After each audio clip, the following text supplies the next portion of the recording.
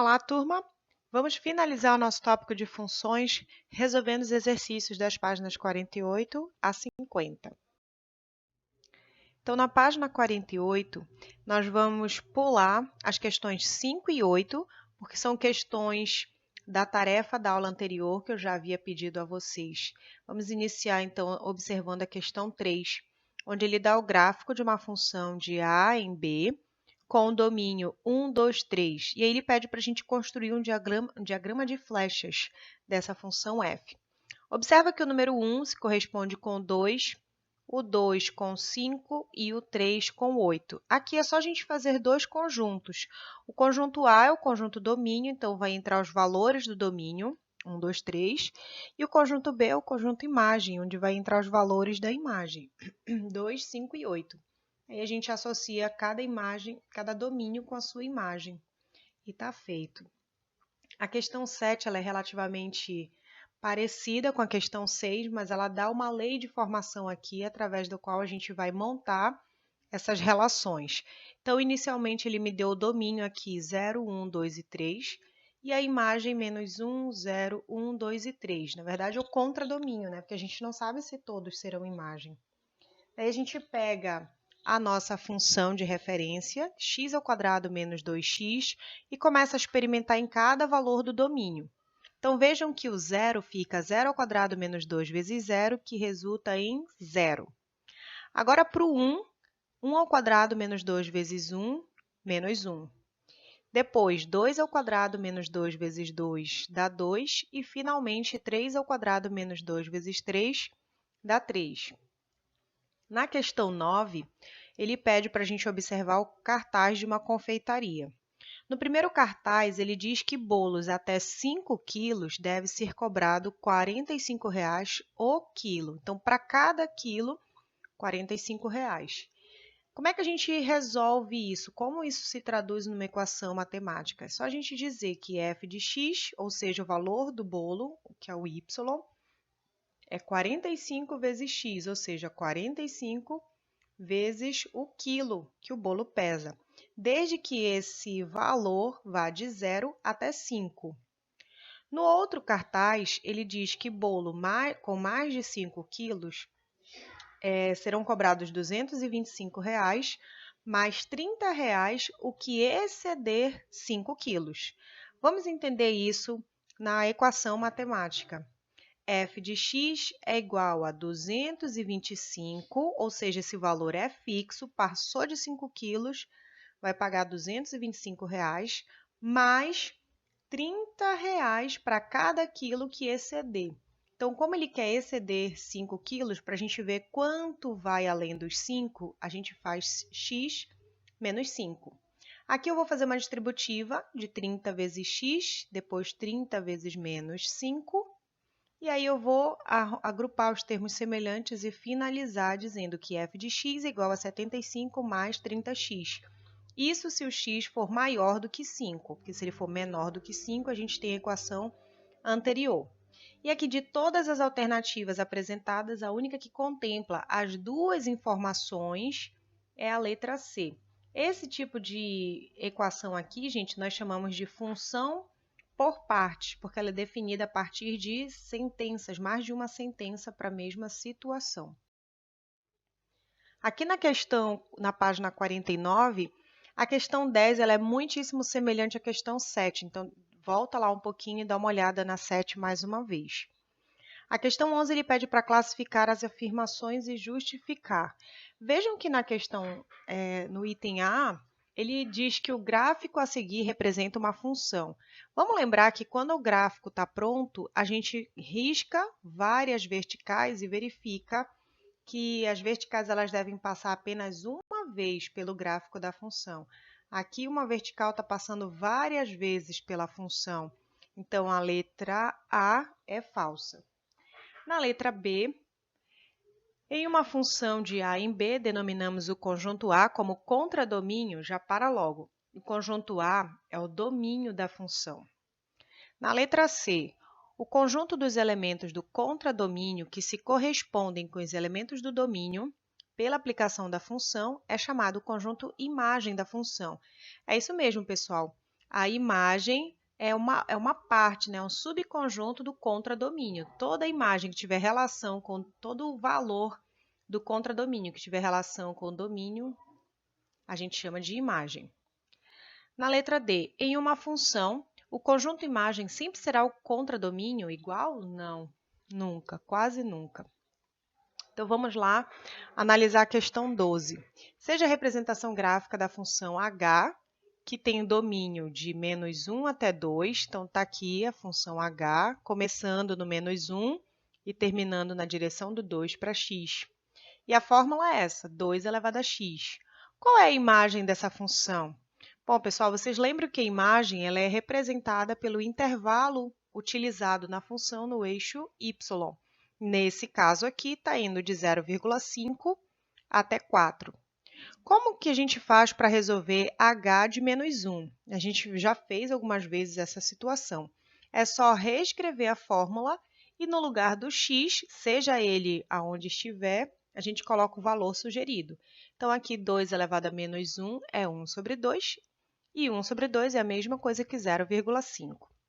O que seria h de 0? Seria 2 elevado a 0. E todo número elevado a 0 resulta em 1. E o que seria h de 2? H de 2 é 2 elevado a 2. 2 ao quadrado é 4. Questão 13. Em cada item, determine o maior subconjunto A contido em R, tal que a fórmula dada define uma função de A em R. Aqui, pessoal, é uma questão de encontrar o domínio da função. Quais seriam os valores para os quais essa função aqui seria coerente, né? Teria correspondência no valor real? Qualquer número pode ser elevado ao quadrado e multiplicado por 4. Não tem restrição nenhuma para valor do x. Nesse caso, eu vou dizer que o meu conjunto domínio é todo o valor x, tal que x é um número real. Qualquer número real pode ser x. Qual é o problema da letra B? Que o meu x está no denominador de uma fração. E o que a gente lembra de fração? Que o denominador nunca pode ser zero. Sendo assim, eu vou dizer que os meus valores válidos de x é quando eu tiver x mais 3 diferente de zero, tá? Aqui não pode ser zero. Isolando esse x, eu tenho x tem que ser diferente de menos 3. Esse é o meu domínio. Na letra C, eu tenho uma raiz quadrada de 2x menos 8. Raiz quadrada não existe para número negativo. Então, a gente vai escrever 2x menos 8 tem que ser maior do que zero, ou seja, esse resultado aqui tem que ser positivo. Vou isolar, mandando primeiro aqui esse menos 8, mais 8, depois o 2 passa dividindo. E aí eu concluo que x tem que ser maior do que 4 para essa função ter validade. A letra D não tem problema nenhum, raiz cúbica, qualquer número x pode ser domínio dessa minha função. Na questão 14, ele quer que a gente localize esses pontos num sistema cartesiano. Então, está aqui cada um dos pontos P, Q, R e S, primeiro, segundo, terceiro e quarto quadrantes. Na questão 15, vocês têm que pensar nos seguintes pares ordenados, pessoal, como se fosse uma distributiva, tá? Menos 4 com menos 2 é o primeiro par ordenado. Menos 4 com menos 1 e depois o menos 4 com 0. Depois o menos 3 com menos 2, menos 3 com menos 1 e menos 3 com 0. E assim vocês vão fazendo todos os pares ordenados e aí vocês vão verificar quais deles estão aqui. Eu já fiz isso, depois vocês verificam lá se vocês encontraram também esses 3 pontos. Na questão 16, ele diz que todos os vértices de um triângulo ABC pertencem ao segundo quadrante do sistema cartesiano.